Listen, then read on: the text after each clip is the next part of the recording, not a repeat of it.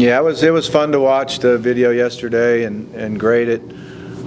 We played well offensively. Our line controlled the line of scrimmage. Jason did a good job distributing the ball, as did Jacob when he came in. That was good to see. Our playmakers made plays. I thought Jacardier ran with a lot of power. A couple of his touchdown runs were, pretty amazing. How much will he had and how many tackles he broke. Defensively, I think it was one of our better games, obviously, since Arkansas, where we stopped the run, got after the quarterback, caused turnovers. When you get 2 fumble recoveries off of sacks and interception, and all of them led to scores, that helps a lot. So, but I like the effort that our guys played with. I like how much fun they were having out on the field and how the sideline was. So it was a good day. But you kind of see different in the guys from just the way they performed, and I don't know if it's communication stuff or just what was kind of different from previous weeks to this one. Yeah, I think we were very focused. I felt that way all week long, and I felt that way in Friday's walkthroughs. So we came out and executed. I think they played with great effort. Everybody was flying around trying to do the best they possibly could do, and focus helps with that. So we didn't have assignment errors. We didn't have mistakes. We just had to execute the plays called. So they did a good job. And defensively, our ability to tackle better and get penetration and force them to get in second and long and third and long helped a lot.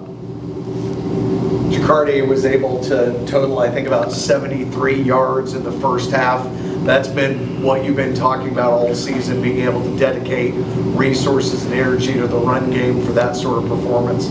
Yeah, it makes everything else work a lot easier. We controlled the line of scrimmage, knocked them off the ball, and did a good job of our receivers getting to their safeties when we needed to.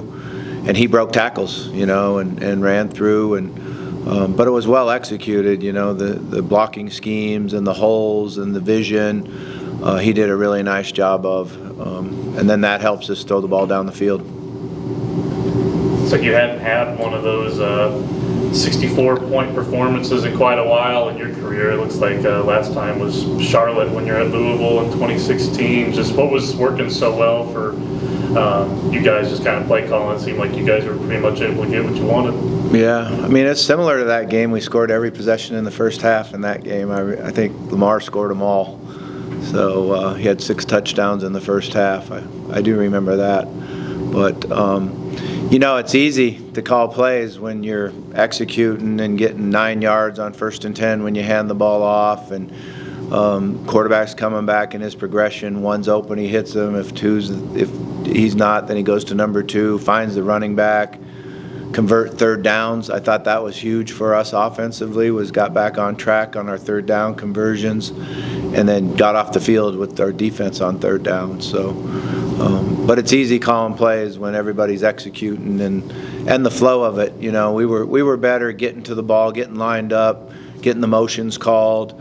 Our tempo in running the offense was good. Once have you seen that mood change in everybody just kind of going into work today, trying to see the guys coming off a win? Yeah, it's a lot better when you win. There's no question about that. You get to smile and enjoy it and have fun, and I'm sure they enjoyed Sunday watching NFL games a lot better. Losing's hard. There's no question about that, and winning makes life a lot better. So 45-7 at halftime. Sorry, Don.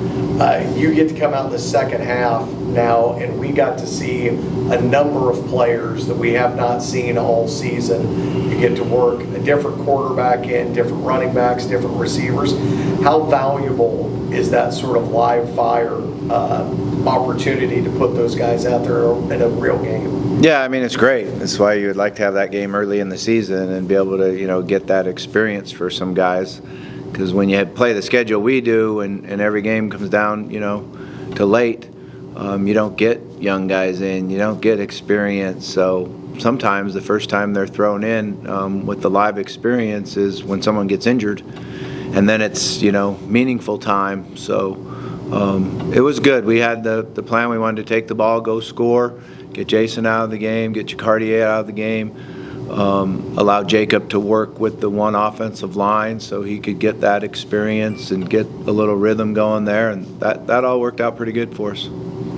The reach for the touchdown at the end of the first half, I thought was as good as it got for effort in the game. What was your take on that play? Yeah, that was a great play by Jason and by Wood, you know. A lot of times the field corner cheats into the slot receiver on the hash, and he did that. And we've been working on it for a couple weeks of throwing the ball out there to the sideline. We've even had a couple games where we had a call, but that wasn't one of them. That was just Jason understanding what the corner was doing, making a perfect throw, and then seeing him dive in the end zone, get the ball over the goal line. That was pretty cool.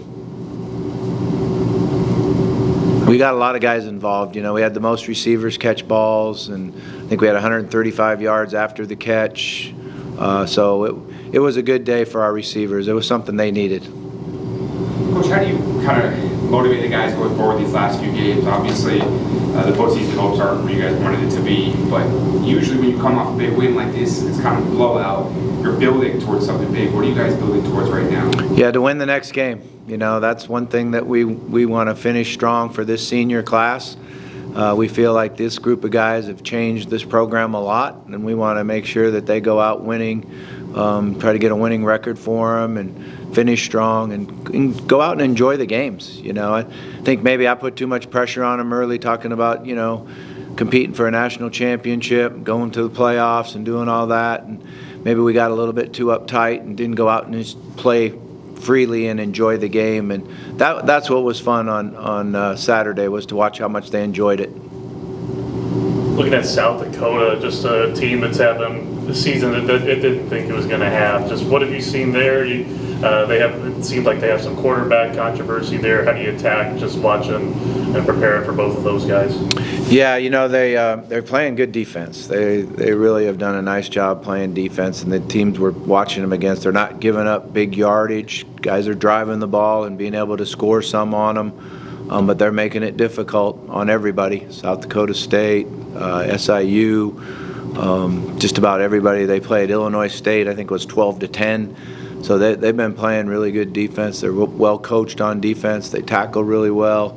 So we're going to have to go earn it. We're going to have to get some big plays and get the ball down the field some. Offensively, they've been in a little bit of inflex, you know, on what they want to do, how their quarterbacks have played. The guy that we've played against both games has a quick release and a really strong arm.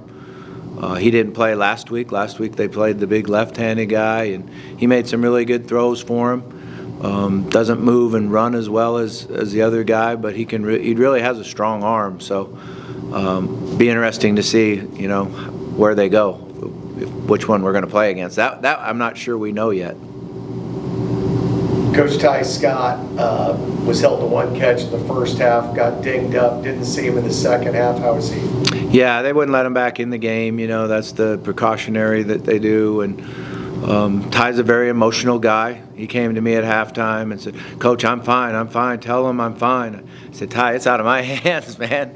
He said, "Well, it was just me. It's how my emotion. I don't feel anything. I feel like I'm fine." But, you know, when they brought him over after that hit, and they, you know, that's doctors and trainers' decisions, and, you know, he finally understood at halftime that I have no input whatsoever.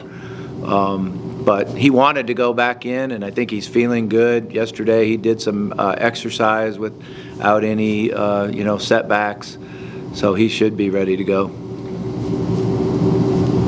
All right, Coach, that's your last. Well, one thing I wanted to say before was Jose, you know, breaking the record and kicking the ball like that, brought him over here today.